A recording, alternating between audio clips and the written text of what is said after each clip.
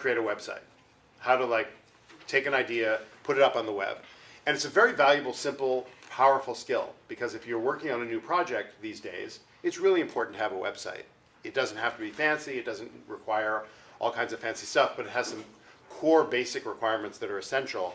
And it's enormously valuable, no matter what kind of enterprise you're engaged in. If you are able to tell people, go to the site and read about it, it's a very, very helpful thing to be able to do. And so this talk is going to have two parts. Steve's going to take the first hour, and what he's going to do is teach us how to create a website completely from scratch without having any web knowledge at all. So that's his goal, is to, by the end of the hour, you'll be able to go home and create your own website using the methods that he's going to show you. The second hour, I'm going to talk about the plumbing of the web, about what a domain name is, what a zone file is, how your domain name relates to your email, how your email relates to your website, what the different payment options are, what are the security issues.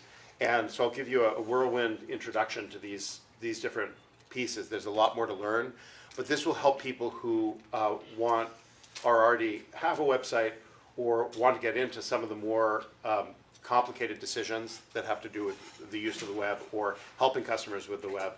And I hope you'll find both parts really valuable. Both of these projects came out in some part of a weekly hour-long call-in class that I do called Web for Business on Tuesdays from 12:45 to 1:45. And it's sort of like a Will Rogers radio show.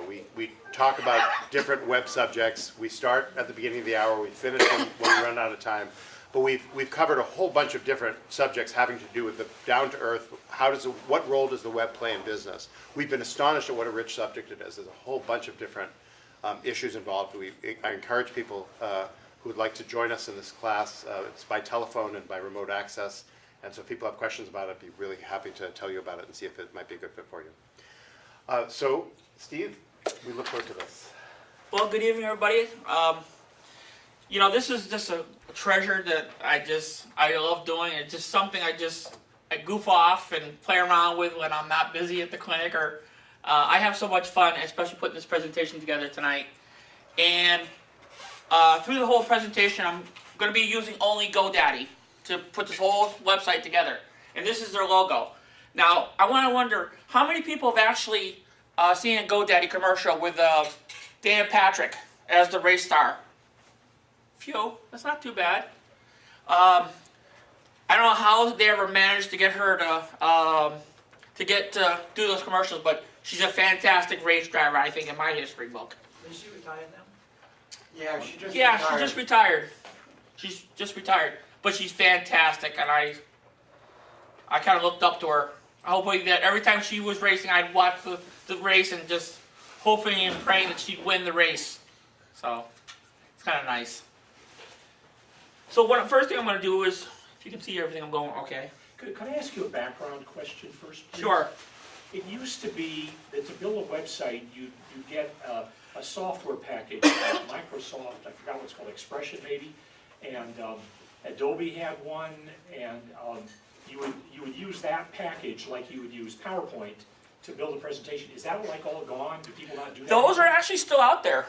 There are still a lot of manufacturers out there that actually still build website building programs. You can pick them up in like Best Buy or Target or any kind of electronics store, as well as you can get tons and tons and tons of them online.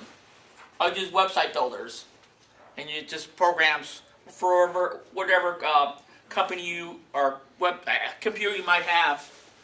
So this is, and that's what GoDaddy. This is one of those. Well, this is different. This is very much different.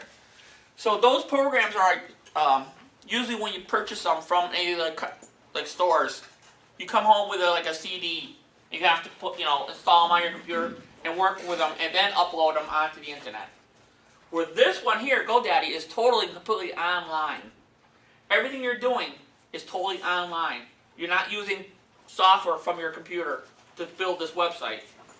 So, and a lot of website companies, including Wix, they're using actually web builders that they actually have on as part of their hosting services, and you can build a website, really awesome websites.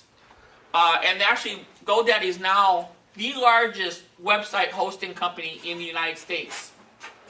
And one of the things I found out about them after I had another company that I was working with called ONE.com. And I found out they were a company that was outside the United States. And every time I would need to call for tech support, I need to do it either via text, like email, or what's the other word? Online chat that they might have.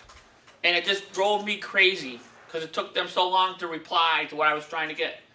But with GoDaddy, I found out that as soon as you call them for tech support, you give them the information about who you are and the whole background password system. This tech support is right there for you in every step of the way to make sure that anything you might have or any problems you might have, they'll solve right then and there. Go ahead, Edie. So, what's the difference between GoDaddy and, say, WordPress? That's another Okay. company that offers the What I'm going to website. suggest is, I'm actually going to address that very directly in my talk. Oh, after. When we take, when you. Okay. Yeah. Sure, thank you. Yep. Okay. So, and I actually can talk just a little bit, just the base of it. So, WordPress is a more advanced level of website building than this. This is a good way for a beginner to build a website using an online builder like this one, because as you'll see as I go through the presentation, how simple and easy it is. So I'll sign in. Here on this particular page, you can tell if you're a new customer, you can actually create an account here, and that's what they suggest you do first. Hi, Arthur. Hey,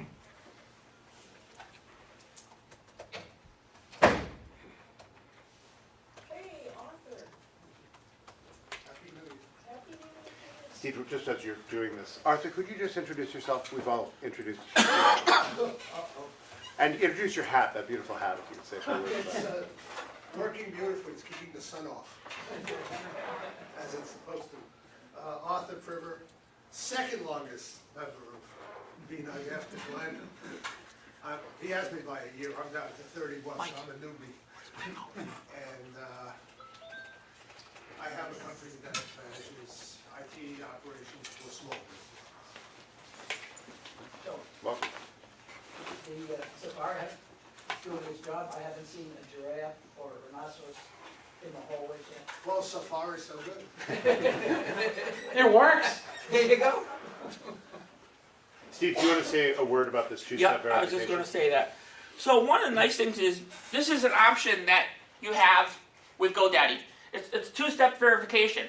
So after you type your username, which is usually your email account, and then your password, you have an option to put a second step in to make sure that when you're logging into your account, you have to put your telephone number in, your cell phone number in, and what they'll do is they'll like text you a 6-digit password, and it changes every time you log on. And just the background, just to make sure that you're the person who you say you are. I have to type a password in here. It's two-factor authentication, is that right? Yeah. So I just want to point out that the downside of two-factor is that it depends on your cell phone. So if you have a problem with your cell phone or you're sick and someone else has to go to your site, it can be really challenging. So you should bear that in mind as you make that decision.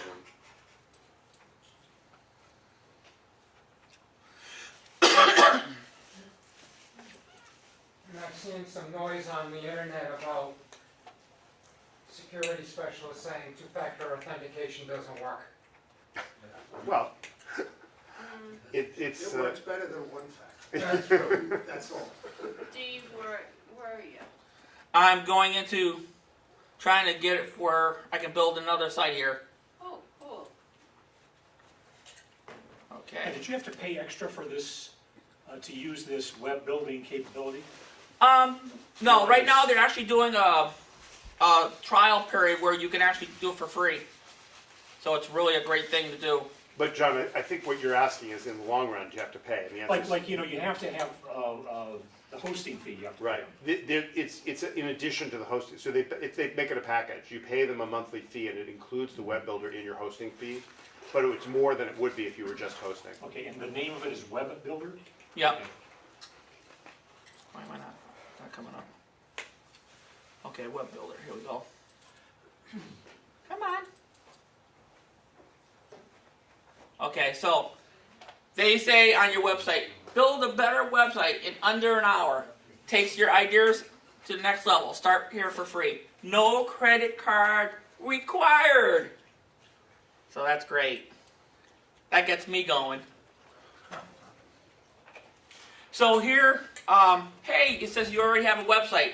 And of course it mentions the website that the Boston Project Rebound website. But I'm going to start a new website. Let's go. Okay, so first, we need to choose a category. What type of category do we want to create? Anybody? Health and wellness. Health and wellness. No, content, brochure, or e-commerce. Are you saying a general broad category, like a subject Yeah. matter, or? Yeah, I mean, I just think it's like January, so let's all thinking about our health and wellness goals, and I don't know. Do you want to create a health site, helping people exercise? Yes. I'm a personal trainer, so you have to do it. How about doing something unrelated to that? How about doing, Who cares? I mean, Right. we're just seeing an example. Yeah, we just need an example. That's all it was. Wait, but this is the health and wellness? Yeah, Great, so Because we it's got gonna give you themes, right? It's gonna give you like stock art and, but I don't know why it's. isn't, That's weird. I hope that doesn't interfere with my. it seemed like I saw you hit the new button, so Yeah. they may have done that just as a courtesy. Okay, yeah, that was just a courtesy, as you can tell. So, what do you want? What do you think we should call it? How about we'll call it Boston, because we're in Boston. Boston computer massage? no, not that. Japanese melon massage, which is a thing. Health. Okay. Boston Computer Health Center. That's just out of the clear blue. Okay, thinking here. Okay, now we're getting into the next, the really gritty part of this building a website. Let's start editing. Okay, we can go to the theme area where we can kind of change some of the stuff, how it looks and how it feels. So as I slide through the little, the query here, is actually going to change, maybe change the picture, the font, and some of the other things that you're seeing here in front of you as we change the different themes. You'll notice the difference. Come on. There you go. See how it's changing, everybody? I just want to make a comment, because this theme concept is now pervasive. It's everywhere in the web business. And it's the really key ingredient that makes the difference between buying Dreamweaver, for example, and starting from scratch. Basically, what you're doing here is you're piggybacking on an experienced designer. So what's happened is a designer has created, someone who's experienced web designer has created the theme. It's sort of like going and buying a cake mix. Somebody's worked really hard to figure out what ingredients need to be in there. It's been done professionally, and you're guaranteed that it's going to look pretty good. But if you did this totally from scratch, you were creating a web page from nothing, this would be very difficult to do. These themes are done by professionals who have a lot of experience and a lot of fancy tools, and you're using them. And then the flip side of that is that you're constrained by the choices that they've made. So one of the challenges is picking a theme that fits, and that's why they offer so many of them to pick from. One of the challenges is picking a theme that fits your situation and that is versatile enough to meet your needs. And this is a challenging dance. Well, if you pick a theme, can you change Instantly. everything on the page? Well, no. So this is the thing to understand about a theme. A theme really creates an environment that you're then constrained by. And this is true both in GoDaddy and What do WordPress. you mean? I mean, For example, stuck with that woman with the pink? no, you're not stuck with the picture, but you are stuck with certain structural elements. Like you're usually stuck with the way it's laid out. You're stuck with how the sections work. Yeah. And the degree of freedom you have depends on how the theme is designed. Did you, I just have- tell me your name again one more time. It's Catherine. Thanks, Kath. Hi, so what I'm curious about is at any point in GoDaddy or Wix or any of these sort of, you know, self-help buildings, websites, do they ask you about what kind of user experience you want? Like, what do you want your user to experience? Are they asking you any questions about what you want your customer to do on this site? Is it a shopping site? Do you want them to buy something? A little bit. So when you chose health and wellness, Right, notice that it created a site that kind of is geared to that industry as they see it. okay, Yeah. okay. So one of the other things you can do within this particular page is also change the color. We can change it to a blue. Come on. Change to a blue. So some of the things that are changing, you can tell on some of the different colors. We can choose different color blues. And we can also go and change the fonts. And there, as you can see, there's quite a list of different fonts you can use. So we can pick any of these fonts. How about Merriweather? That sounds like an interesting one. Come on. Here you go. Would it be important to do any research on colors or fonts that you know are particularly like appealing, or if you're trying to be ADA compliant, American with Disabilities Act compliant, is it important to have like the option of doing black white or white on black or black on white? I think very much so. Steve, I was just going to suggest, and this is also for people who are new to the web, if you do Control Plus, Oh yes. it will. It's a wonderful feature. Control Plus for anyone who's over 30. Control Plus and Control Minus makes the screen expand or shrink. It's just a very handy, instant tool to do that. Yes, I think that that doing research about that is in some ways a very advanced part of web design. And I think what they have in mind here is that you're kind of using yourself as the research Okay. bunny. Okay. Now it's actually because we're just building our website. Of course, it's gonna. This is what it looks like. Our website's going to look like. But they've actually already given us a couple of different menus options up here, which is actually going to be part of your website. Of course, your home page, your About Us, and your contact page. Very, very, very important to have on any type of business website, because your customers are going to want to know how to contact you. Email. It might even include social, different social media that's out there. Facebook, LinkedIn, Facebook, Twitter, Yahoo, you know, whatever it might be.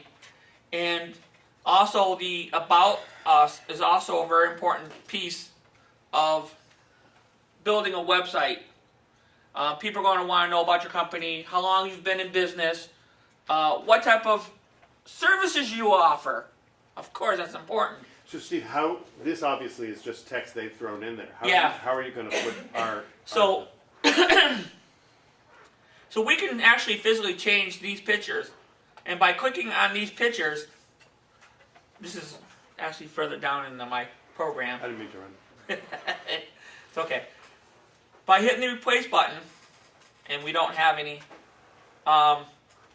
they give us a way of uploading. If we have like pictures that we want to include in our website that you can upload, or if you have some already that you've uploaded from another site you've built using the same GoDaddy, or you can actually use stock media. Steve, could you just go back to my uploads again? Because it's something I just want to emphasize. This is true in all online web systems, including WordPress, including GoDaddy's Web Builder. This feature. So basically, what it's saying is, grab a JPEG somewhere. You can go to the web and grab a JPEG. You can get it off your camera. You can get it anywhere. It doesn't matter. Drop it in that box, and then it becomes part of your library. And then at any time, you can upload it to your website. But it has to get in the library. That's how you get pictures into your site. Could you do, Go ahead. could you do a favor, could you upload a picture, I don't even care if it's related or not. Oh, okay, yeah. Just so we can see you upload a pic, I mean, it can be any picture. I think Just so that we can there'll see- be one on that machine, Steve. Yeah. If you go back to the upload button, Even LinkedIn allows you to upload custom images now. No. Yeah. What about, So if you click upload and then browse to the pictures folder, what about there's some the, samples in there. copyright? Okay. issue? Well, that's my favorite, the cherry tree. Okay, I remember that cherry tree. That's the important cherry tree. Evie has a question. Yes. What about copyright issue? Can you just download anything? I mean, or upload Depends upon the anything? site. It definitely does depend on the site, but also there are some things that you got to be very careful about in copyright. A lot of people that don't want you to copy their picture, they might have there's actually like almost like two forms of protection they can put on the photo, whether it be like an image like copyrighted 2002 by Adam Frost, or they have what they call like a right-click protection on pictures, where if you right-click, you go to like, if you want to save the picture, it will not allow you to do that. That's very important. And there are some sites that are obvious open source. Yes. For example, I got an image from the NASA website from my LinkedIn profile. This cherry tree is from I think it's an agricultural extension site that shows beautiful pictures of. So we just upload it as quick as it can be. So the thing I want to emphasize here is that what he's done now is he's now added this JPEG, which he got from someplace, doesn't matter where. It's now part of the library, and this library is just a really important concept. It's in all web builders, WordPress, all these different programs. This now is your repository. It's a resource, and at any time you can go into any part of your website and say, I want this picture here. Go into your library and put it up there. So one of the things we can also do is over here on the right. So what I did is to replace that picture is I actually hit replace, and that will bring you to that place where you can upload or go to the stock photos. This here is actually a slide, and you can make, if the picture is kind of too big, you know, it's outside the circle here for some reason. You can actually make it smaller or bigger depending on how big the picture is. So you're just adjusting the picture size. Can you like center the tree in that box there? Because right now it's off to the right. Yeah, Can you center it? just by grabbing, Hey. Oh, that's cool. Hey, now you're grabbing and holding it. Yeah. Excellent. Good job. And when I'm done, Yeah. but here's another thing. If you notice down on the lower right-hand corner, there's also, I can add a link. And I can add a link to say, oh, this beautiful tree, and I can actually point to where I actually got the tree from, if I want to add it. Or if I have a page on my website where I can talk about that particular cherry tree and how relaxing it is to see it sitting in a nice field, someplace in a cow pasture, and I could just stand there, all day long. You can insert a hot link to some other page or website there. Yep. Okay. And that's what it's allowing me to do here. Oh, So the next thing down was just to select a page, and we've only got 3 pages. Select 3 pages on our website currently. Whoop, I didn't want to do that. Steve, can I just ask you about the publish button at this point? Okay. So the other thing is, when I'm done with that particular thing, so if I want to put this particular website, as it is right now, standing up on the internet where everybody in the world can see it, all you have to do is hit that magic green button in the corner, and it publishes everything you've done so far. And it's a good way to save what you've done. It's a good way to save what you've done.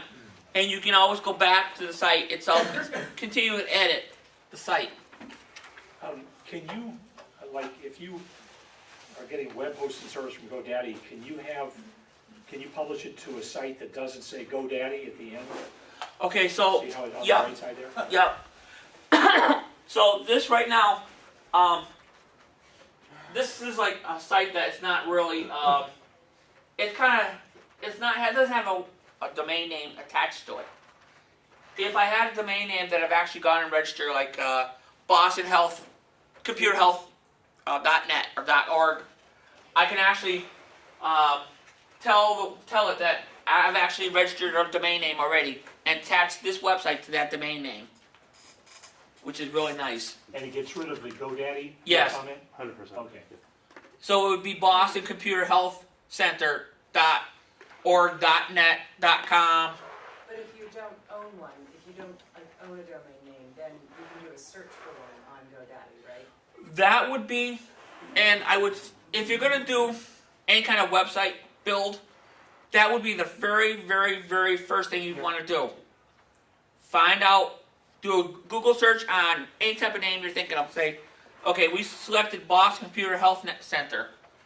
So we'd want to go out there to Google or to GoDaddy or, I mean, to any kind of search engine and actually find out if that name's taken. But you want to make sure that, like, or netcom or any type of extensions you might have for a website, make sure they're, if they're not taken. Whatever you want to select .com if you want. If you own a domain, you could put a subdomain and put your page up on that subdomain. Yeah. Can you not? Yes. So what Steve is referring to is that if your domain is ibm.com and you want to open an ice cream store, you could say icecream.ibm.com. So you're using the same domain, but you're using a subdomain of that domain. So any domain that you own, once you own it, you can create any number of domains, subdomains, as long as it ends with .ibm.com. Well, actually, you can go further than that because, for example, the Active Networkers website, it's activenetworkers.org, hangs off of the original founder of the group's family homepage. And you never see anything in the URL about his family homepage. This is a different issue, which is definitely worth exploring. But I just want to emphasize to people that once you own a domain name, you're allowed to add anything in front of that domain name, but it has to end in that domain name. This, by the way, is also a very helpful security feature. When you're going online and you're looking up, want to find out about your HP printer, it needs to end in .hp.com. It can have anything in front of it. But there are all these fakers who go around saying hp-printerhelp.com. That's not HP, but if it ends in hp.com, you're guaranteed that it's owned by HP. Does Okay. there need to be a dot before that, before that? Yes. Okay. Yes, Before the what? domain. The subdomain dot the domain name. So you couldn't have ice cream store ibm.com. It has to be ice cream store.ibm.com. It's kind of confusing. But actually, here's our website as it is right now. So if anybody else had a cell phone or a computer here in the room that's attached to the internet, you could actually go to the domain name up on top, and you'll actually hit the site with no problem at all. Well, Can you display the whole page? I mean, can you display it as one page instead of, like, you can't see it all, the whole page? I can scroll down. Control minus maybe make it smaller. All right, what's the, Well, wait a Nope. second, that, Nope. That's not what you wanted to do. There we go. but that's not our site, because I know we put a tree in the middle. Yeah, we put it on another page. That is our site. all right, what's the URL again? It's pretty Boston long. Computer. Oh, my God. Boston Computer Health Center dot, there's the dot thing we talked about, GoDaddy.com Boston Computer Health Center. /com. What are the sites in there? So it's, Let's go down to sites.com. oh, is it Boston Health Center. I Dot. do want to mention, as people are looking this up on their phones, there are a couple of free, wonderful websites that let you look at how your website looks on different devices. So you can go to those websites and say, how does it look on a Samsung? How does it look on a whatever? Yeah. And that can be a really handy way of Are you making gonna cover that in your section? Yeah, remind me and I'll. Yeah. Okay. Well, we got a website up. That's great. So Steve, what if you want to add a new page? So that's how I was going to get back into that. Okay, let's get back to the website. All right, nothing's coming up. I got it. You didn't spell it right. Boston Computer. ATALTH. There's no computer. You left out the site, Steve, on in your description. It's GoDaddySites.com, isn't it? Boston Oh, Computer GoDaddy, oh. Health Center GoDaddySites.com. Oh, That's how we have GoDaddy it. You have to have sites. sites.com, yeah. Yeah, they're not giving up their domain name to And us. there's a computer in there too. Boston Computer Health Yeah. Center. Yeah. I tried. No, the computer goes after Boston, I think. Yeah. So Boston Computer Health Center. Yep. It's a phishing link. It is. That's what came up. By accident. Yeah, by accident. The Chrome says it's a phishing link. That's okay, Steve. We'll be Yeah, fine. anyways. Yeah, go ahead. So some of the other things I want to touch. You want to add a new page? Yep. So some of the other things we're going to touch upon in my presentation is we're going to add a link to another page. Look at putting up a calendar, HTML, and one of the other things I want to touch upon is putting videos from YouTube up on our website page. Some cool things you can do. So I'm going to go to this little thing that says home. Click, add another page. So here we can select the different type of page we want to put up. And then at this point, let's do a video. Cool, huh? So we have a choice. We can either have it oversized, giant video page or a smaller one. Let's go with a bigger one for now. So you guys can all see it again from back there. Okay, so on the side here, it'll say video URL. So mostly you want to put up a video from either YouTube or Vimeo, wherever how you say that name. So we can go over to Vimeo? Page not Yeah. found. Relax, Sharice, let's go. That's right. Okay. Give me your device and I'll get it in the page. So let's go to YouTube. Come on, give me YouTube. YouTube.com. Okay, so we're up here at YouTube. Now let's select the EAL health. Something in the health assessments. Sounds interesting. So I just wanted to say that some of these videos might be copyrighted, but we're just gonna. I have other worries about these videos. No www. Yes. I tried that too. Yeah. So how about this one with the doctor health assessment? So in order to put it up, the video doesn't look very well done actually. Looks like somebody did it with their phone and didn't do very well with it. So pick something else. She's Yeah. washing her hands, that's a good thing. Yeah. She's professional. No, that one's don't sound good. That's No, me. doctors, health assessment, Lindsey Johnson. Maybe it may be also the our internet connection. So now, in order to get that particular video up on our website, I'm gonna copy. Come on, copy. Go over to our website, and I'm going to paste it in here. And down here below, you can select like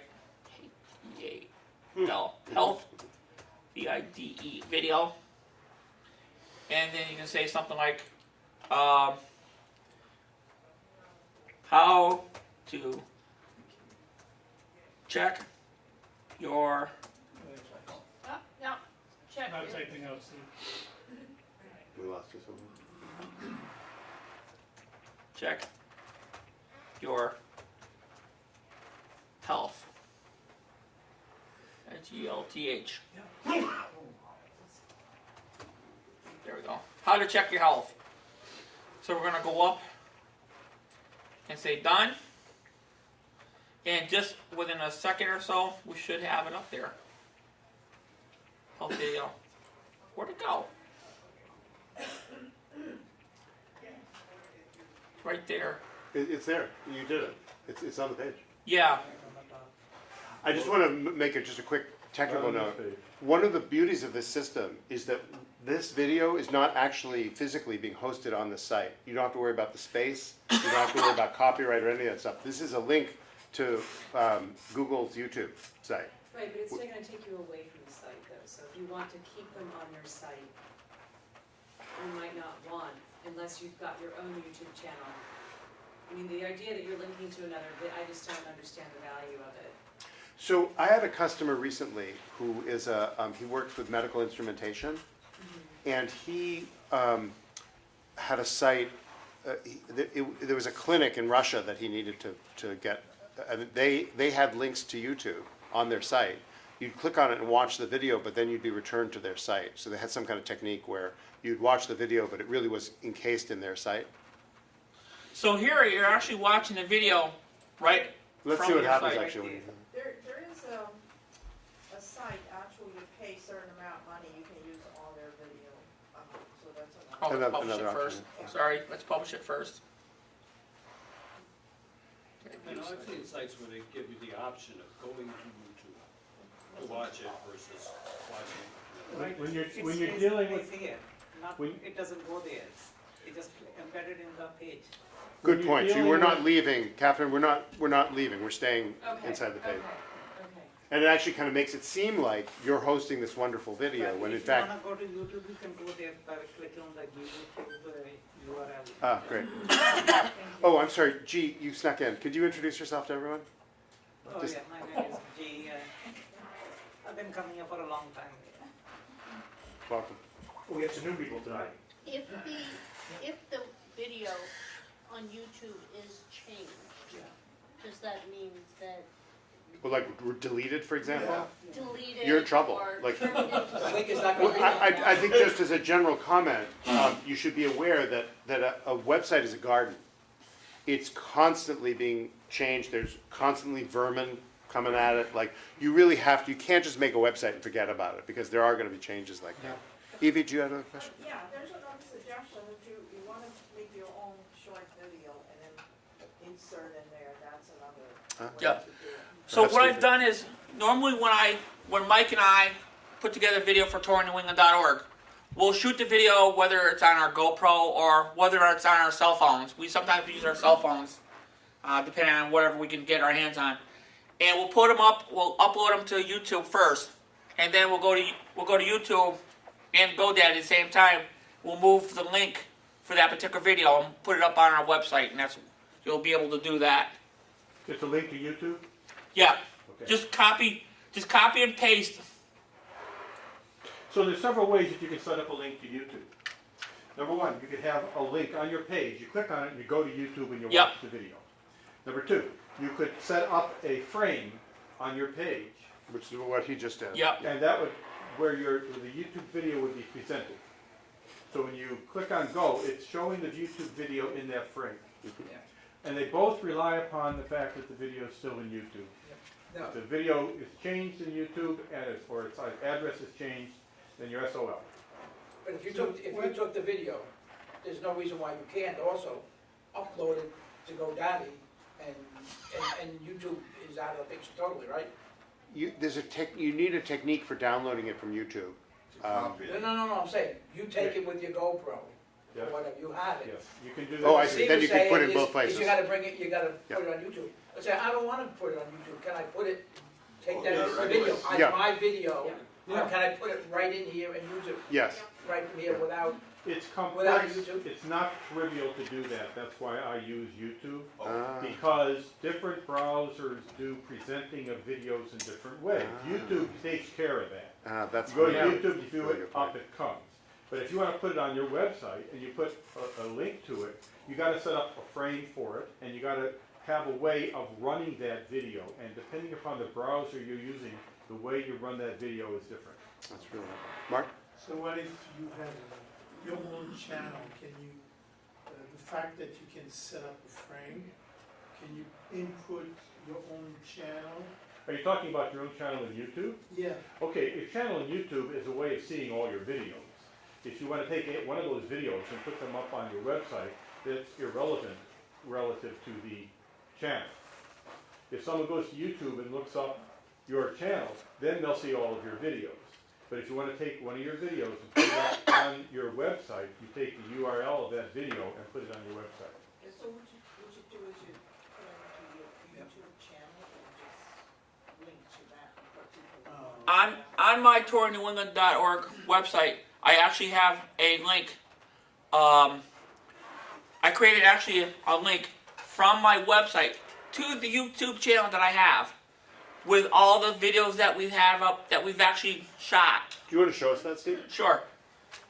This is a site that both Mike and I are very proud of, so we're happy and proud to show it to you guys.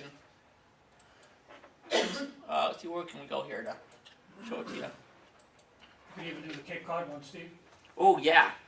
Let's go see your list.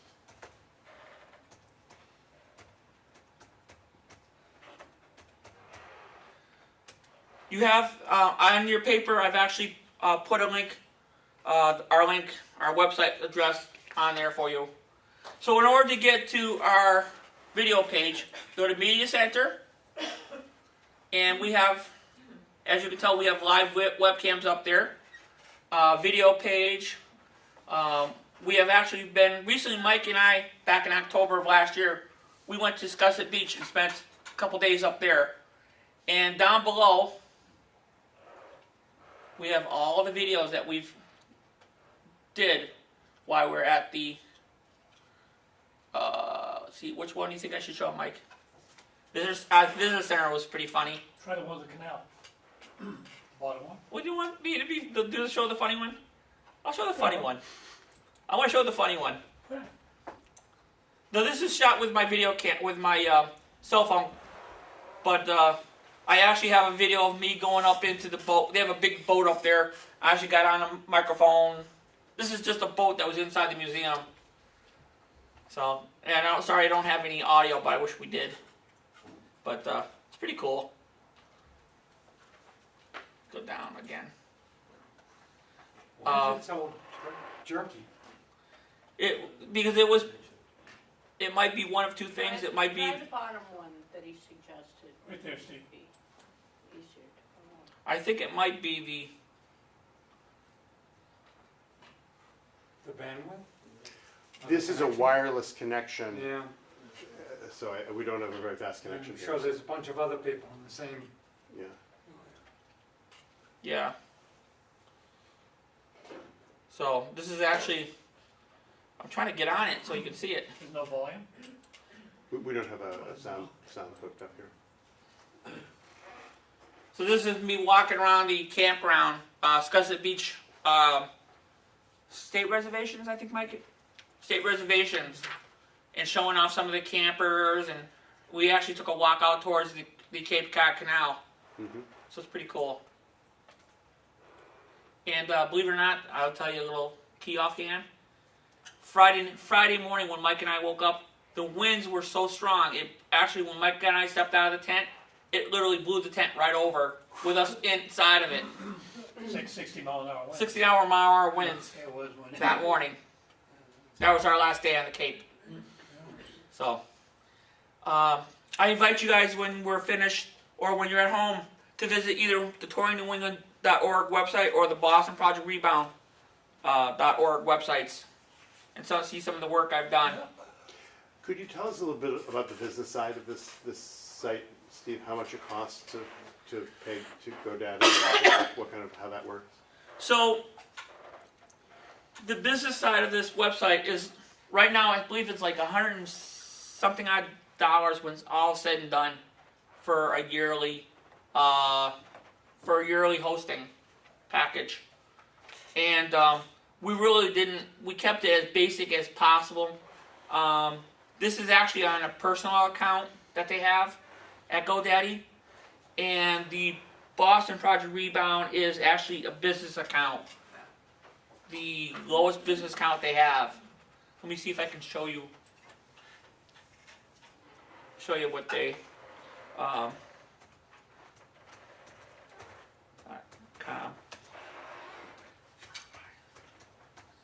I hope that will bring me to it.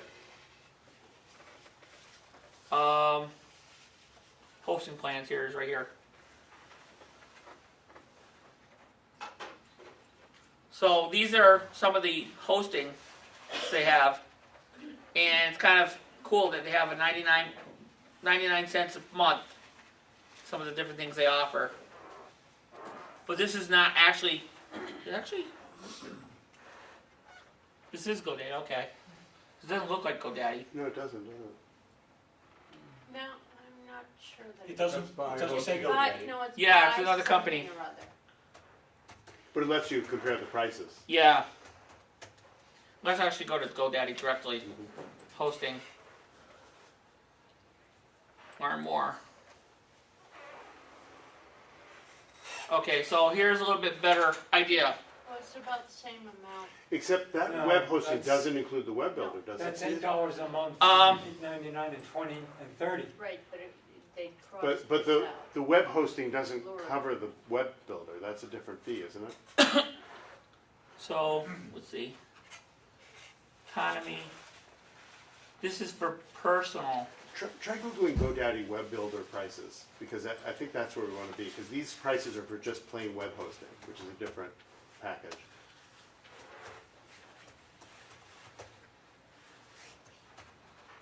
And I would go to Google instead of using the URL bar. I think it'll do DuckDuckGo if you use the While URL. you're searching in there, I'd like to point out that there's another website that does hosting that might be of interest. Number one, if you are associated with a non-profit organization, you have a 501c3, you can get hosting for free. Yep. If you're associated with a church or a temple or any type of nonprofit. Number two, if you're an individual, they have a plan starting at $2.59 a month. And that's dreamhost.com. That's what we use to host the BNUG site. That's what I use for all my hosting. Dreamhost.com. Whether you choose it or not, I suggest you take a look at it. If you'd like to try it out, I can give you some space on there. Did you say that's just for nonprofits, or it's free No, for it's, nonprofits? I'm not a nonprofit, and I'm using it. Oh. Do they have a web builder equivalent? I don't know, we'd have to take a look. I do all mine right down to the HTML, so I don't know. Oh, okay. These are all. I just noticed that when I've gone through some of The these. very first one, I think. I have a question on your process about editing. So you're not gonna go and live update your website constantly, because anything that you can do online, if you make a mistake, it just could affect your website. Well, I saw him do two steps, Mark, because he made the adjustments, but then he had to click the publish button for it to actually go online. So he does have that buffer. If he decides he doesn't like it, he doesn't have to push publish. One of the things I've noticed too as well is they also, during the time when you're actually in the process of editing your website, they actually have an automatic save feature, which is, yeah. I mean, it's great to have. I mean, so even if you're like, you lose power while you're editing your website, I mean, I haven't had it happen to me as of yet. Hope, God forbid, I hope it doesn't happen. But I'm thankful that it actually is there. This doesn't seem to be helping either. So when you're ready to put it out to the world, you go from website GoDaddy sites to bbc.com Yeah, or .net or whatever. yeah. So I have a suggestion on the updates. So there's a site called Bitnami, Bitnami, where you can download an environment that contains all kind of software. You put it on your computer, and you download the data from the web onto your computer, do your editing, and upload it. It's a bit more complex because if you do WordPress or any other, you might need to deal with MySQL database, Mhm. which is a key component. in One the of- website. One of the things That I've, is a good, that is a What was good the idea. name One of of that? my- Could you, BNUG, could you write that on the board? BNUG. Mark? I'm asking him to write it on the board. so what was that again? Thank you. BIT. B-I-T, whoop, B as baby, oh. B-I-T NAMI. N-A-M-I. Okay, so there's Dot. multiple environments. Yeah, .com. Com? Yeah, .com, yeah. So you sign up and you can download the Can you see that with the camera? WordPress environment. Steve? Okay. You can download the WordPress environment. I'm using Joomla, so download Joomla and all kind of things. So you can run it on Linux, you can run it on Windows platform, or you can run it on the cloud and test it out in the cloud.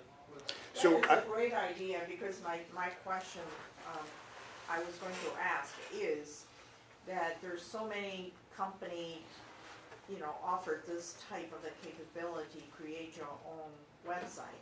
However, if you started with one and you're not happy with it, and you wish to move to another website, then you have to recreate everything. Yeah, So this will be, that won't solve this You will problem, not I think. solve that I'd have to learn more about it, because, I'll talk a bit about this in my talk, Okay, because great. Yeah. this is a really key, this is the downside of the web builder, Right. which is it commits you. Anything on prices there? So I'm looking right now. Another way you can generate your website is using Word, Microsoft Word, and save it as a web page. Yep.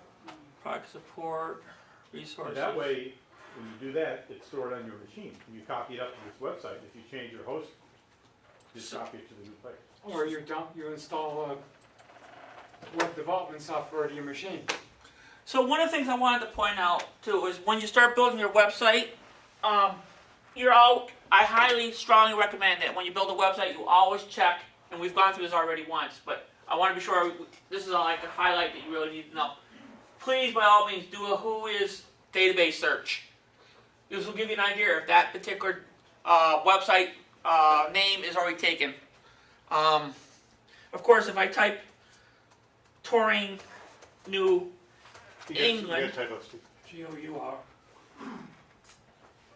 Well, If you want a short one, I'll tell you a short URL to try. IBM.com. There, that works. I think that's been used. For a while, overstock.com How about changed to BNUG.org? o.com. That doesn't last. make sure I'm not a robot. Of course, I'm not a robot.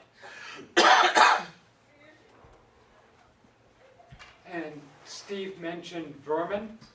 I remember Josh Chorio said some years ago, he checked the logs on the BNUG site, and in about a week's span of time, there were 400 attempts to compromise the site.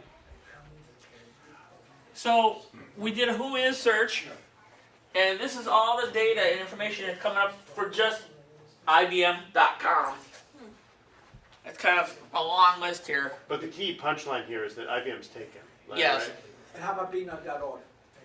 Not taken?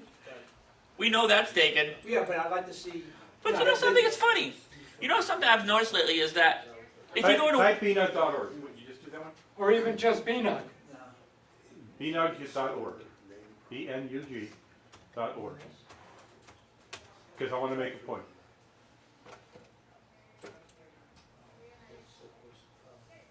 Give it a second. It's taken. Scroll down. Scroll. Note that you can't tell who's responsible for it because it's private. It's marked private. Where? You can't see my name there. Where does it say? It doesn't say It private. doesn't say private, it has somebody else's, doesn't have my name there. That's what the important part is. Yeah. You can't see that I'm responsible for that domain.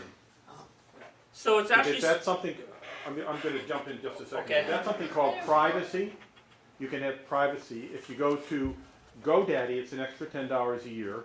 and it'll mark it private, so that means that GoDaddy knows it's you, and it's listed as going to GoDaddy. So if whoever has to check on the domain needs to check, they go to GoDaddy, GoDaddy says, oh, it's really you. Okay? Now, other places do not charge for private, and that's why I like DreamHost, because every time I register a domain at DreamHost, like BNUG.org, I mark it as private at no additional charge. It's included. So I don't make any money on DreamHost. I just noticed that I was looking into the list. Register, New Dream Network, LLC, doing business as DreamHost Web Hosting. So there's who's, it's registering too. What's the most important piece of information here, Steve, in your opinion? Other people feel free to chime in. Well, for us, so we know it's the web host. For staying out of trouble, what's the thing that you really need to look at? Creation, registered, domain registry, Keep going. domain ID, Keep going. domain name, of course. Yeah, yeah. What bad thing could happen to you with this domain name? Don't you need that S in the HTTP for security? That's another story, but just looking at this record, there's something really, really important. The most fundamental thing about domain maintenance. The most fundamental thing. What is it? The abuse Yeah, of who said that?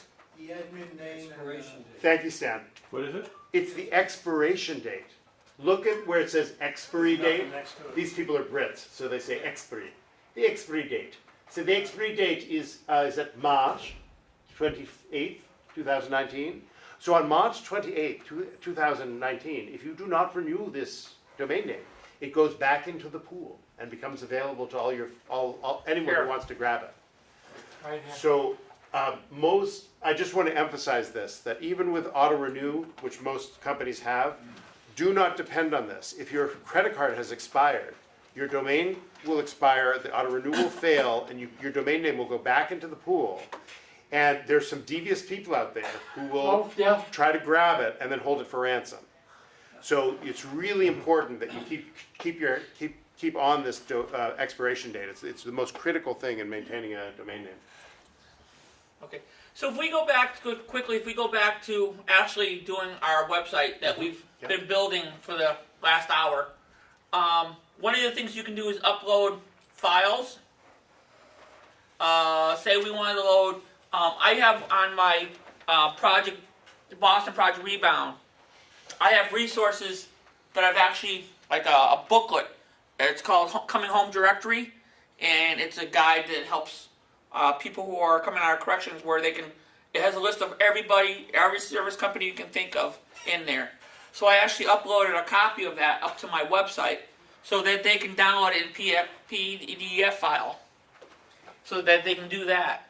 Well, why would they want to do that? Well, say they want to download it to their cell phone, or they can download it to their computer to print it Yeah, out. but what do they use that for? What do they use that list of companies for? It's to help, like for Social Security, For reintegration. For integration. So it's files, it's information that you Okay. put there. Yeah. Like, it's like your library. yeah, Okay. it's like a library of different So you've got a helpful. PayPal button, you've got audio. So these you are some can of the add. these are some of the additional things you can put on your particular website. You notice that actually you can actually put. Can't do that right now. You can actually put HTML files up there. So if you're still, I mean, I haven't used HTML in years. So you can actually, if you're good at HTML coding and you want to do a particular little trick, you can actually, I'm not going to do it tonight because HTML coding is tough. So you can actually pasting your code into the website and you'll have a beautiful, like a clock or a sentence that goes scrolling across your screen. For some reason it hasn't worked for me lately, I don't know why. What was that? A ticker. You can do all types of really cool things with just doing that. One of the things you could put up a calendar. which is a nice feature. Saying you're having a business meeting and you want to post your business meeting times, dates, and place. You can put that up on your calendar. You stand up? Oh. Thank you. You can put up a list of your service and your appointments. You have an area where you can put up a blog. Photo gallery is a good thing always to have up. The one I currently use myself is this one here. I'll actually put it up there.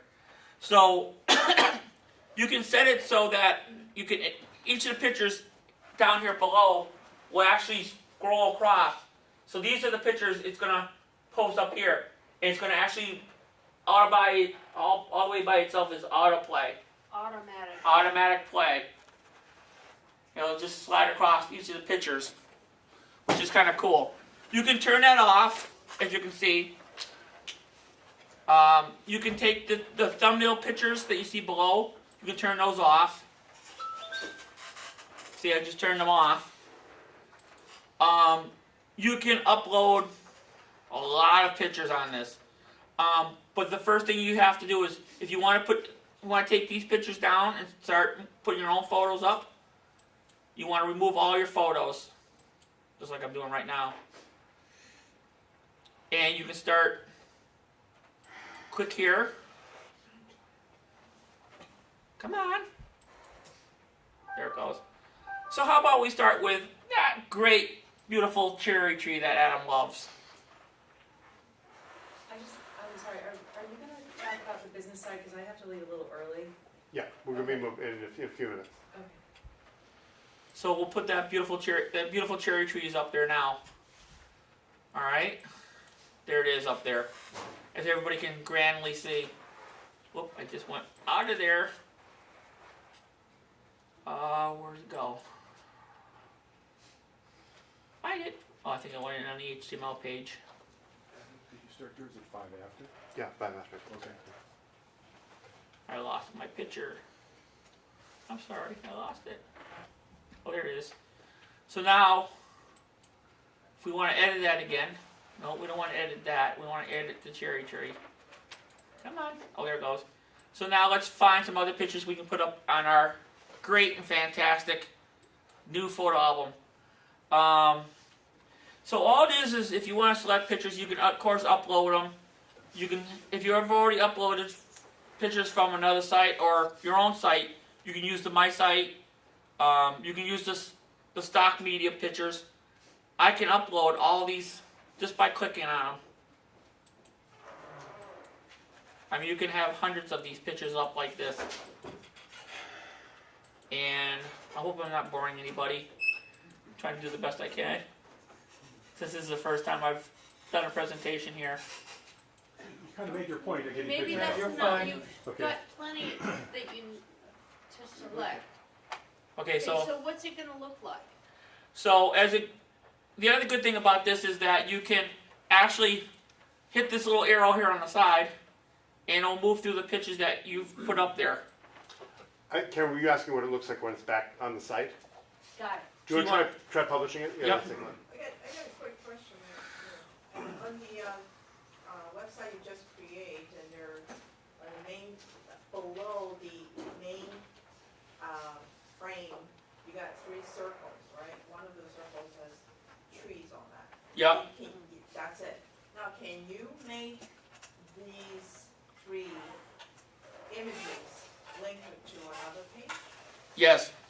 Okay. Yes, you can. I can quickly show you how to do that. Let me just go back into the edit. You want to be kind of down at 5 o'clock, 5 minutes after, so. Do you want And it's now Keep- almost keep 5 going. minutes. Okay. Yeah, just, to? Okay.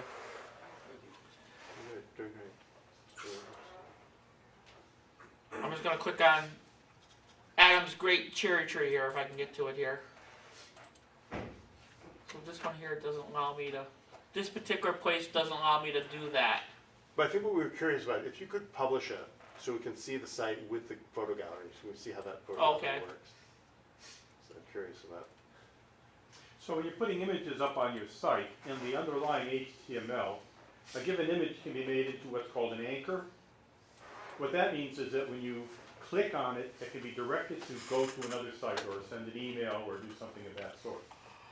So that cherry tree, what you might want to do, if you could get to the code underneath it, would be to set it up as an anchor so that when you click on the cherry tree, it goes over to Wikipedia telling you about cherry trees. So you Or could- to Adam telling you about So cherry you trees. actually could, edit the script. I'm not sure if you can edit the script in this particular thing here, but in the underlying HTML, there is the capability for putting a picture up and specifying that it is a button that you can put. I just want to note, Steve, from watching this, it really seems like with this tool, anybody can very quickly have photos on site, some text, some pages with menus, and literature that can be downloaded, which I think is really impressive. Like without having any skills at all, you can basically have a pretty sound place where people can get information about you, people can look at pictures, people can look at videos, and even more important to me, people can download literature. You can put up different files for people to download. It seems like a really good, simple way of doing this. So we've put up Adam's great cherry tree there. So underneath over here on the right hand side, you'll see that there's Adam's picture. If we want to change that, we could. But right underneath it, there's a place called Action Button. Ah, okay. So first off, you have to turn the action button on so Got it. we can edit. Now, we can actually say, okay, let's have our thing go to a website. So let's go up to some place where we can grab, He was suggesting Wikipedia.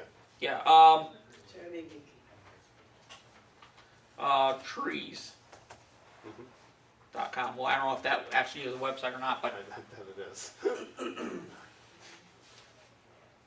Pretty silly one, huh? Tree Sports. I think it's misspelled trees. Need another E. Get to us it's stress. Hey, you try. Go to NASA, nasa.gov. They have a whole library of images. Okay. So here's Lending tree product. Lending tree product. Subprime mortgages. So what we can do is, if we want the site to go to Lending Tree, all we do is have to copy the link, bring it over here, paste it, and then done. So this is answering the question of how do you put an anchor, or what Steve calls an anchor, how you make an image have a live action. So when you click on this tree, it will go someplace, it will do something. You publish?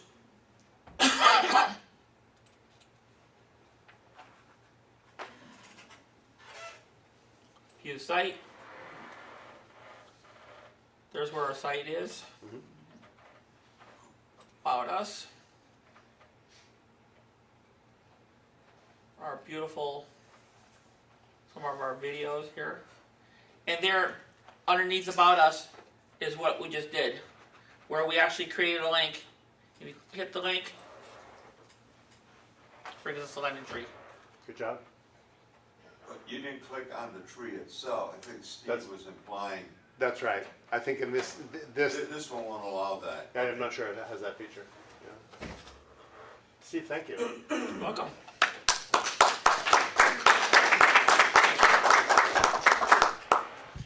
All right, so we've got until 9, so I'm going to do a blitz and introduce you to some of the plumbing of the web. Wish there was a way to. I got it. Okay. All right, so what I'd like to share with you is I'd like to walk you through the creation of a website from a different standpoint. So I'm not going to go on and on about it, but I just want to say there's a real danger to this web builder approach. I just praised it, and appropriately. I think it's completely appropriate to use this, just like I thought it was totally appropriate for newcomers to the web to use AOL. AOL was a contained environment. It was simple to use. In the days of dial-up, you didn't have to know anything about using it. But AOL then had placed all kinds of limitations on you and your use of the web. This is very similar. The big problem with this with Web Builder and programs like it, and there are many. There's Wix, there's Squarespace, there's many products like this. The key issue is if you think about motivation.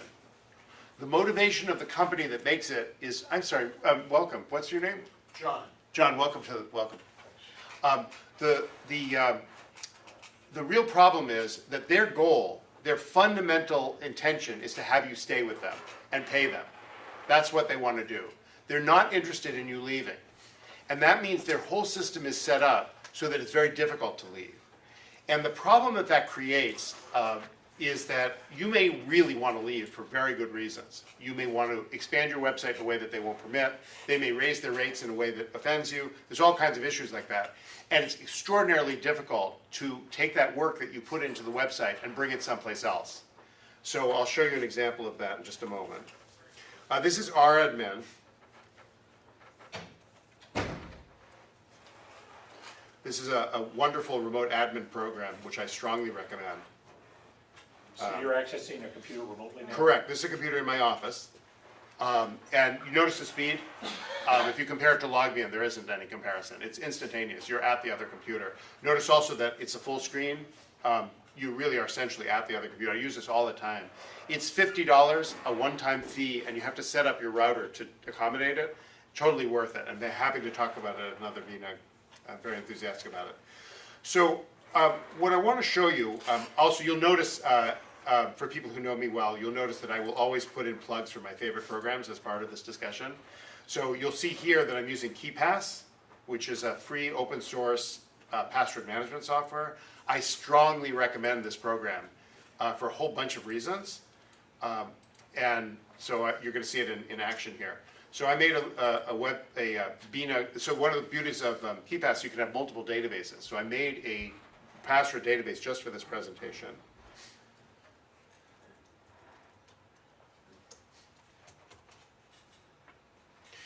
And so these are my password tools, as it were, to help me. In a quick plug for KeePass, among KeePass's wonderful features is it has this advanced feature where you can put things like the PIN number for your website or your credit card expiration date or other information. It's a really great program. So what I'm going to do is I'm going to walk you through starting with a domain name, creating a domain name, getting it registered, paying for it, and then connecting it to a website. And if we have time, we'll dip into email as well. So, and I'm going to make a couple of recommendations. I really like DreamHost. Steve pointed it out to me a while back. They have really lovely offerings, so I definitely recommend shopping them. I made a different decision for our company website, which you'll see in a moment. But what I'm going to talk about first is domain name registration. So I want to remind you that every domain name is uniquely owned. There's a central authority called ICANN. And I just want to do a quick plug for ICANN. I love ICANN. And the reason why is ICANN is the central registry for domain names. But not only that, they actually have a telephone number. So we had a customer whose website and mail went down, and he called his web provider and they didn't answer the phone and their website was down. And this went on for hours and hours. This guy's running a business where he depends on the website for sales. So I thought to myself, there must be an upstream provider for these people. And so I called ICANN on the telephone.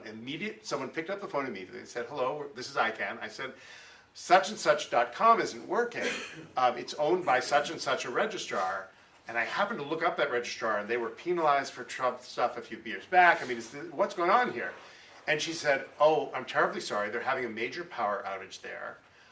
And we're going to give them another 2 hours or 3 hours. And if they don't get their act together, we're taking all their domain names and giving them to other registrars. So the ICANN really has their finger on the pulse here. ICANN is in charge of all the domain names. And so if a registrar has a serious problem, they have the right to simply take the domain names and give them to someone else to take care of. And they can also help you if you have some kind of upstream problem, you have some kind of internet mess. They're the people to... So they could take it from GoDaddy and give it to Google. Exactly.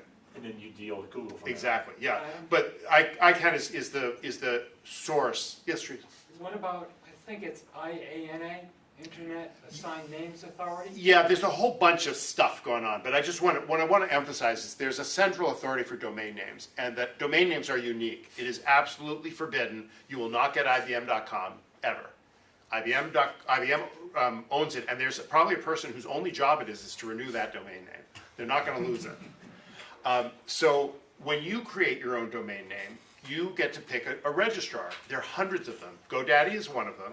The one that I chose for our company is Namecheap. So we're going to go and visit Namecheap. The reason why I chose them is because they were cheap. When it came time to renew our domain names, we compared the price of keeping our domain names, they were at GoDaddy, keeping our domain names at GoDaddy versus Namecheap. And the savings was so large over even the first couple of years, it made a lot of sense to change. But it also turned out to have other benefits, which I'll explain. This is the Namecheap website. We're going to sign in here. You'll observe that with this wonderful program, I can, if I did this right, I just want to make sure I put the cursor in the right place. If I go here and I right-click and choose auto-type, it enters everything for me. I don't have to worry about the password at all. Okay. Also, from a teaching standpoint, I also want to point out that if you're working with people, this way you're not. People can't see your password. It's a nice, effective, safe way of dealing with it. Just note that this is the same program, this KeyPass that we use for our teaching program online every Tuesday. So. Yes, and we use it all around. I strongly recommend it. I'm happy to share more about it when people ask. So this is a list of domain names that we were in charge of. And the one we're going to study today is this one. I need to explain, but it actually fits into the KeyPass story, and it fits into the web story in some ways. We as a computer company, we're a computer repair company and give people help with computers, but we discovered that our customers had a really serious problem, and it was a very widespread problem, which is if they drop dead or they get so sick they can't take care of their affairs, they'll be held to pay. And I'll give you an example. We had a wonderful customer who did pass on, but not in this context. But he was this wonderful customer. He was a lawyer in downtown Boston, and his web designer went crazy. This unfortunately happens in the web design business. The web designer just disappeared, left town, with no information about this person. And so he said, I don't care, I'm an established attorney, my website's working, everything's fine. So he went on for a few months, and then his email stopped working. So he was being hosted by GoDaddy, so he called GoDaddy, he said, I'm attorney so-and-so, this is my Boston Bar Association card, the website is my address, would you kindly let me in to fix the email? Would you let my computer guy in to fix the email? And they said, yes, if you have a court order, we'd be happy to let you do that. It turned out that the website was registered the name of the domain person, the web designer, and GoDaddy was ruthless in protecting the privacy of this account. This is a metaphor for the larger problem, which is that if you get sick or die, God forbid, your executor or your friend or whoever's going to have to clean up the mess is going to have to get into these accounts. And even if they're the legal executor, you don't know what kind of hell they're going to be put through.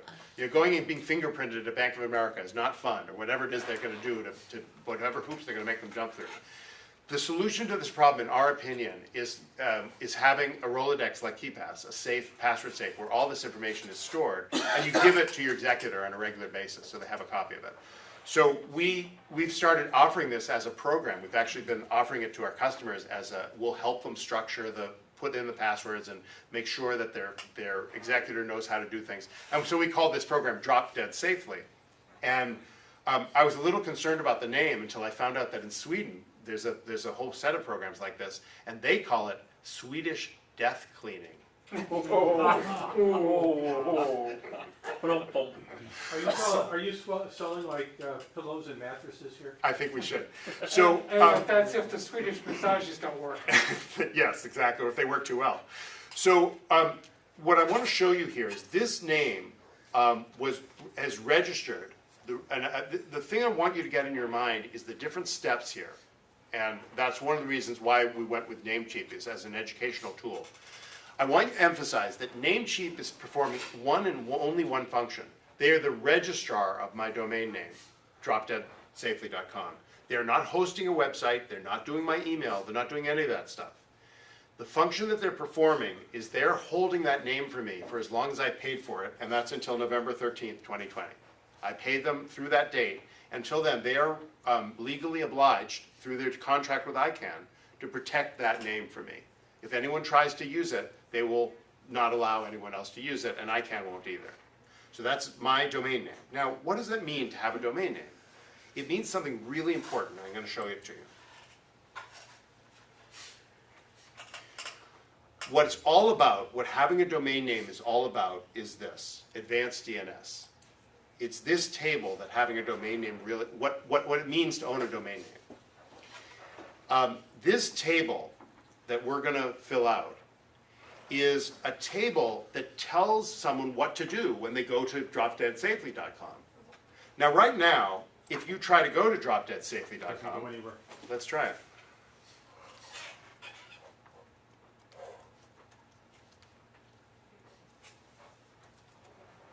Bad news. There is no record for this, but it gets worse. There's a wonderful tool, a couple of wonderful tools I want to show you. The one I use most frequently because it's very convenient is called the MX Toolbox. And with the MX Toolbox, you can do various thingies. So in this case, what we want to do is we want to do a DNS lookup. We want to find out who owns this domain. So we'll say dropdeadsafely.com.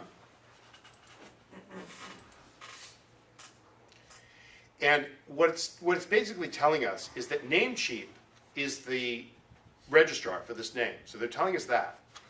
But there's no other information about this. So we don't really know what dropdeadsafely.com goes to. And right now it doesn't go to anything. It's just a dead end. But Namecheap is in charge of it. So people can at least find that out. But now let's change it from being a dead end to being something more interesting. So to do that, we're going to add to the domain table. We're going to add a new record. Now the record that really matters is called the A record, because it's the A record that brings you to the website of the owner.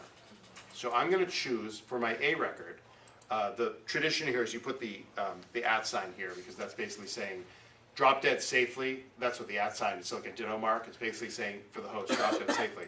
Now it wants to know an IP address. Well, as it happens, I have an IP address for this website, and I'm going to look it up so that we'll look it up here.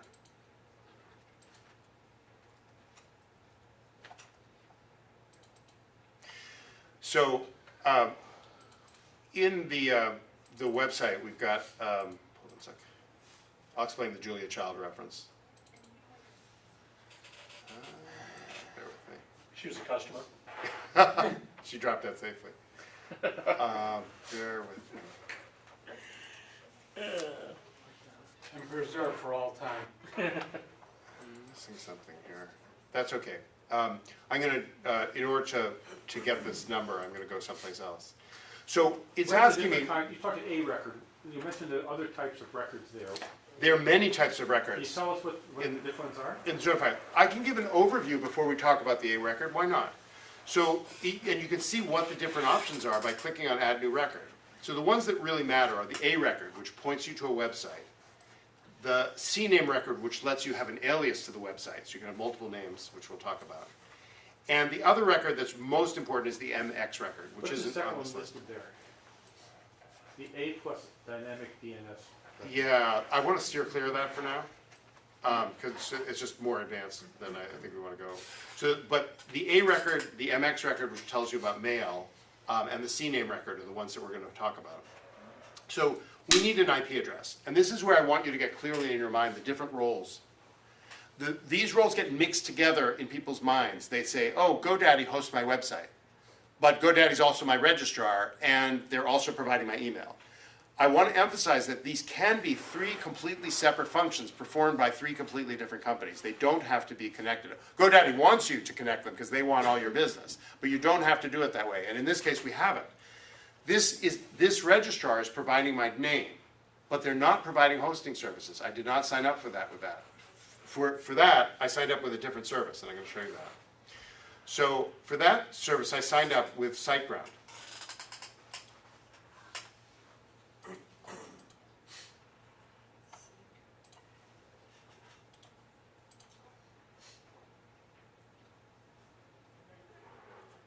So SiteGround is another provider. They're a competitor with DreamHost, a competitor with GoDaddy, a competitor with Bluehost.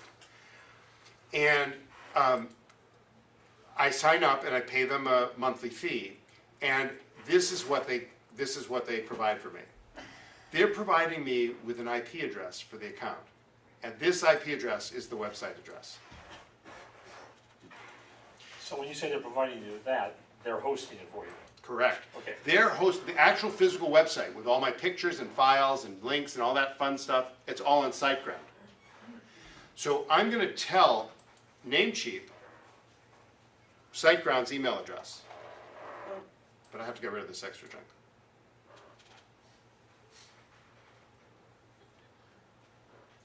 You've lost me. The site is not at Namecheap, it's at the other one, and you're pointing Namecheap to this other site. I haven't lost you. So when somebody types in drop dead safely, so now it's, instead of every time somebody types that name in, it will go directly to that website. So this is the actual place that tells that when everybody types that name in, it brings it right to the website. That's the idea. So now, I have another question. yeah, go ahead. So when they go to that, is the link in the upper end, what is that, the HTTPS www, is that going to change or is that going to stay the same? That's Well- what they typed in. Well, there's some subtleties. That's a subtle question. Before we get there, what I want to do is now go back to the MX record, and I'm going to look up. This feature allows you to look up the A record. Sorry, I want to look up just the A record. This is going with your theme? Right. So what I'm going to do here is what I want to do is I want to look at the A record. So I've just made a change to Namecheap. I'm on another website entirely, somewhere else on the internet. What I want to show you is that change is broadcast through the internet. So I'm going to type drop dead safely here. Doesn't that take 2 or 3 days to propagate? Glad you asked that question. Let's take a look and see how long it took. Pretty smart, huh? Pretty fast? Not working over here. So, And it's not working on Steve's yet. Yeah. can you clarify if you are hosting your website on SiteGround? Yes. So that's why you have The hosting of the website is on SiteGround, but the name is being registered. So if you use these two verbs, that'll help you. Registration is on Namecheap. That gives me that table where I can point to different places. Hosting is on SiteGround. May I add something to this? Please. When you go to your browser and you type dropdeadsafely.com, the browser says, oh, okay, I want to go to that website. Let me go check the DNS to find out where it is. So it does a connection to your DNS and says dropdeadsafely.com. The DNS looks it up, sends back an IP address. The browser then goes to that IP address, which could be a different place, which could be on and once it gets to that site, it knows to go to a certain set of files and return them. And here's an image you can use to think about this. So what this is a lovely website called dnschecker.org. What it's showing you is that in Holtsville, New York, and Canoga Park, California, they haven't yet received this change. But all these other servers have, including ones in Australia. Now, to give you a feel for how fast the internet is, let's do something a little goofy. I'm going to change this number to the wrong number. We'll change it to 9. Okay? Now let's go to DNS Checker and watch what happens and see if anything happens.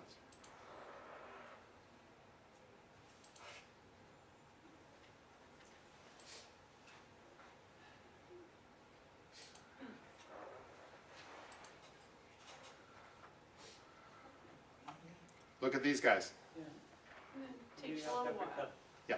So internet providers are required to tell you that it will take 24 hours to 48 hours for propagation to happen. In real life, it's usually quite fast. Quite fast. As you see, these guys are catching up. Montreal just picked up. We're getting there. I still don't have it here. Yeah, it depends, you know, It must be me. it's a crapshoot. Like, you don't know, it depends how your provider is caching stuff, there's a bunch of issues. But the thing to emphasize is that I want to emphasize how beautiful this system is. It's really something special. This registration system allows me to point my domain name, dropdeadsafely.com, to anything I want, whenever I want to. If I don't like my mail server, all I do is go into this record and point to a different one. If I don't like my web server, I can point to a different one very, very quickly and very efficiently. So the thing I want to emphasize is the control of the domain name is the key ingredient to running a business in dealing with the web. It's the control of the domain name. That's the heart of things. Because if you lose control of that domain name, or you don't understand this concept, and your mail server goes down, you say, oh my God, I've got to spend 3 hours with GoDaddy getting my mail server up. No, you don't. Go to your domain name and repoint to a different mail server, and you'll be back and running in 20 minutes. So let's fix this number.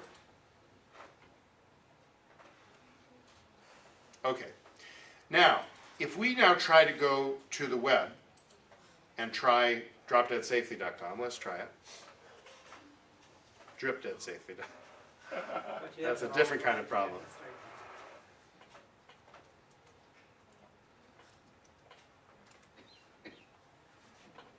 So we've got some issues here, but it is picking up on something. Let's notice that it's not quite there yet, but let's confirm the exception and go through and see if it gets us anywhere.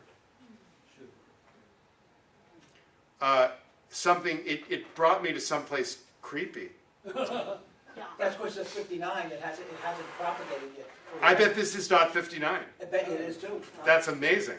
That's so interesting. And this is Richard Milhouse Nixon, who was president when I was a kid. And you can test it by putting the IP address in the 59 and see if it goes there. Oh, So don't put the name and put the IP address in. that's interesting. Sometimes websites won't let you do that, but what we can do is take this, the 59 website. Anyway, I think it's a diversion, but you get the point. The number gets you to the right place, and I think what will happen shortly as the propagation happens, notice that the number's going back to normal here.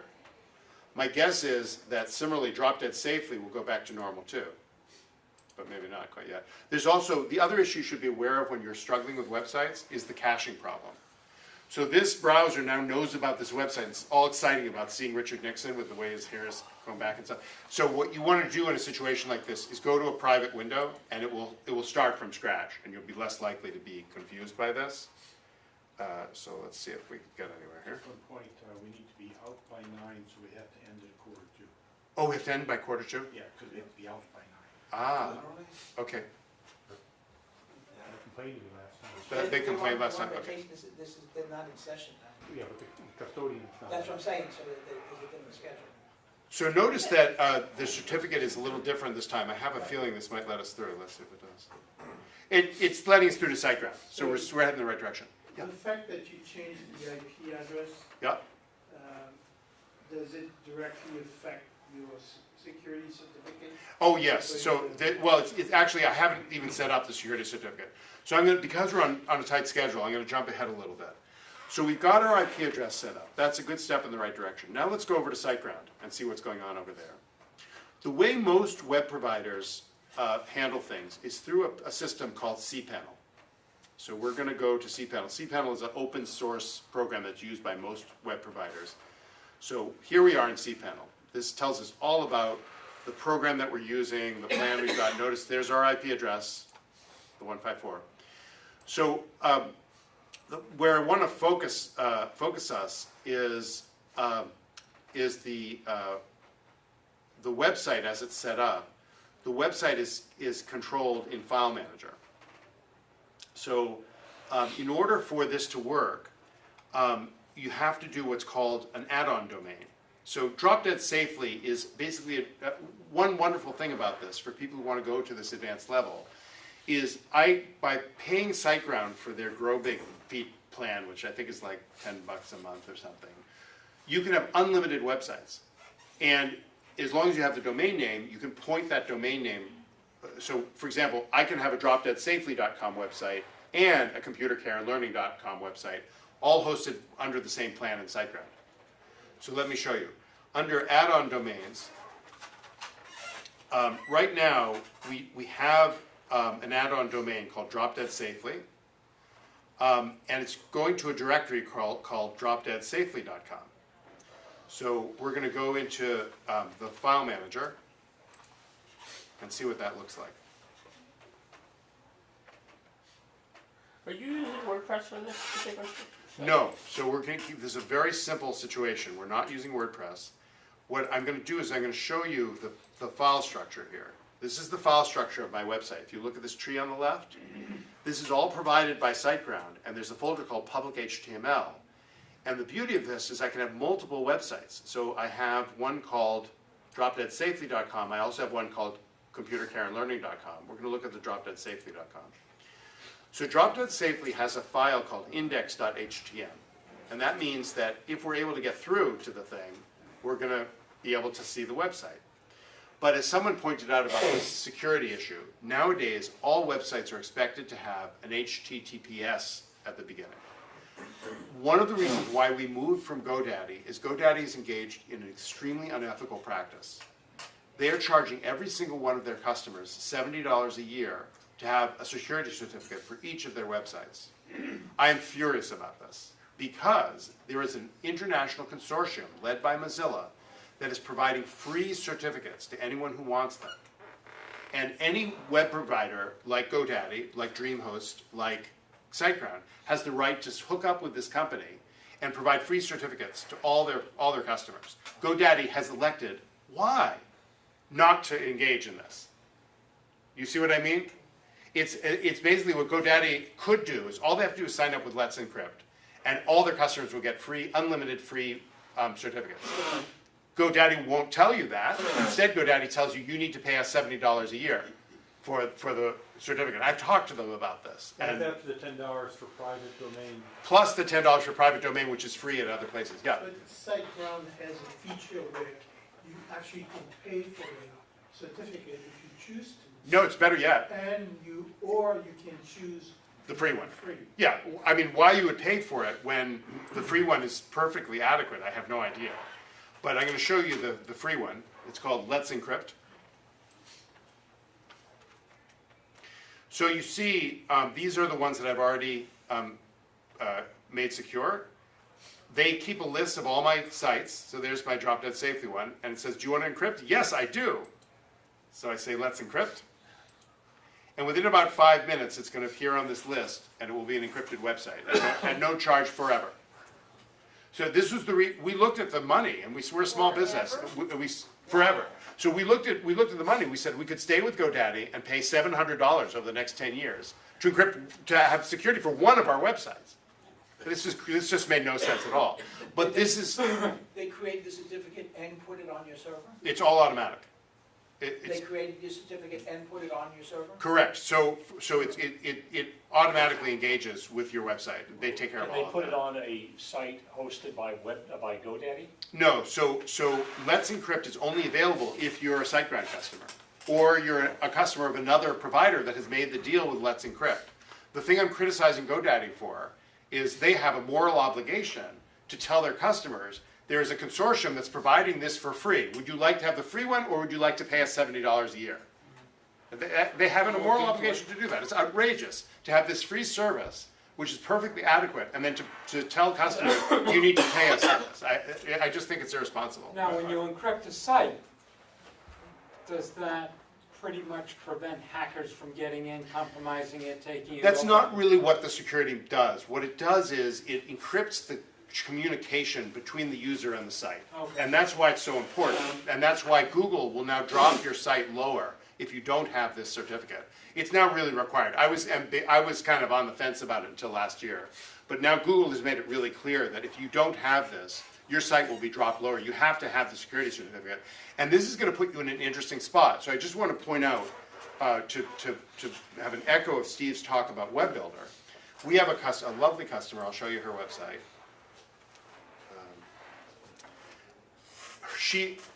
her site is a site about, it's a publishing company.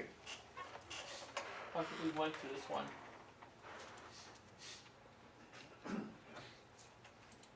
Strongly recommend. She's a wonderful author. She wrote a beautiful book about her family, and she's got really great things to say. Strongly recommend the site. But this site was done in Website Builder, and she's now got an interesting dilemma. She put in all the work into Website Builder to build this site, and now GoDaddy says, do you want a security? Notice she does not have the security certificate. And GoDaddy says, you would like one, wouldn't you? Wouldn't you like to have that security certificate? Well, we're happy to provide it. $70 a year. But okay, she's you stuck. gotta tell us the next, drop the other shoe now. So we know how to get cheap websites, Yeah. free security certificates. Yeah. But how can we get a web builder-like capability without having to learn HTML and? That's such a good question. And I think that I don't have a good answer to it. So I think right now, in order to have this, I haven't looked, I bet that DreamHost or Site Builder may have a web builder. And actually, if you would research that and tell us about it, that would be really helpful.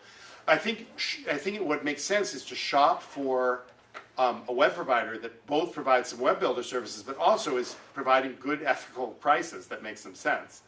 Could you repeat DreamHost and what was the other one? DreamHost is the one that Steve recommends. SiteGround is the one that we use. All right, so let's see in our just a few minutes here. Let's see what we can do here.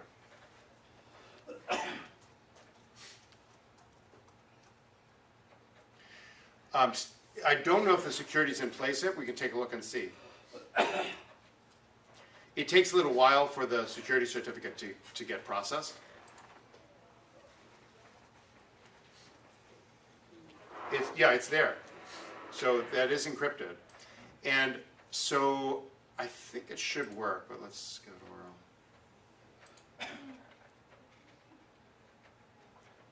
our I'm going to try because there may be a caching issue. I'll try in a private window. So that page that says your site is not secure, That page, here we are. So I want you to see the chain, just in our last few minutes. I want you to see the chain we've just created. So if we look at Namecheap, and I also just want to emphasize, that caching thing gets you every time. It can really panic you. You'll look at something, wait, I thought I changed this. You did. It's just the caching is pretty sticky. So here's what I want to show you and emphasize, that this is the registration of dropdeadsafely.com. I'm paying Namecheap to hold on to my name and let me point to whatever I want. I put in an A record with the IP address of my provider, which in this case is SiteGround. Then when people enter dropdeadsafely.com into their browser, the international service goes through this wonderful checking thing, right? And it looks up the A record for dropdeadsafely and gets the IP address. And then goes to SiteGround and says, SiteGround, dropdeadsafely, what do you got? SiteGround says, oh yeah, we know that guy. He's in our file management system because we have a dropdeadsafely underneath for that IP address. We're going to serve that up to you, and we're going to serve up index.htm. And that's why when we go to this private window,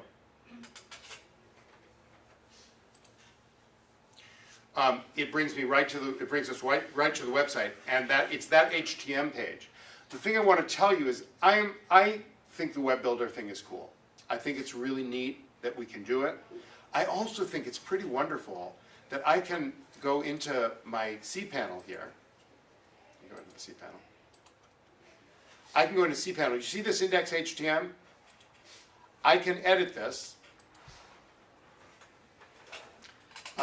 and make a change here if I want. So notice I say here, it opens by saying,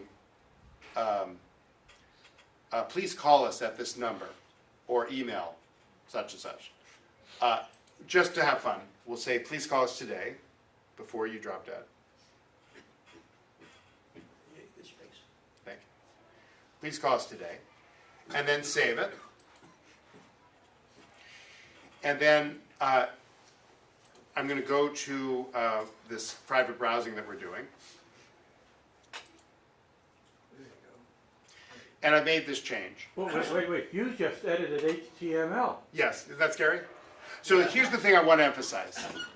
I admire the web builder for what it does, but I also really believe in people having a real grasp of their website and having real control over it. This is a good way of doing this. This way I know exactly what I'm working with. It is definitely, John, it's definitely simpler. It's not as fancy. I've had, rarely, but I've had customers say, I'm not going to do business with you. Your website isn't fancy enough. It's rare, but it happens. Yeah. But what most customers have told me is, I like your website. It tells me how much you charge. It tells me where to find you, and it tells me what you do. If you remember what a website is, there is a certain circularity and a certain kind of feeding frenzy going on in the web business, which is the stakes have gotten higher. Like, you could not have had a website like Steve has for any short money 10 or 15 years ago. You would have to pay a web designer to do that. Now it's cheap. Well, it's also cheap to listen to my cousin, Chuck Perlman, playing the violin. But that's not the same as going to see Chuck Perlman play the violin or playing it yourself. So what I want to emphasize is that by learning these basic plumbing parts of the web, you'll get a deeper appreciation for how things work and be better able to help your customers because you'll understand how the different pieces fit together.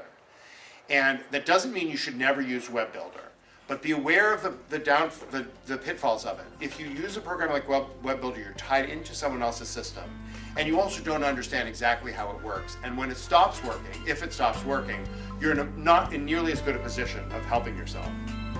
So I urge us, those who are computer professionals who are working with people, including people who are not, I'm not a web designer, and yet I've learned some of this stuff because it's proved really helpful in helping my customers with the various problems they have as they struggle with their web designers or struggle with their web situation. So there's lots and lots to learn here. I hope that you'll continue to learn. Love to talk more, and thanks everybody for coming. I really appreciate it.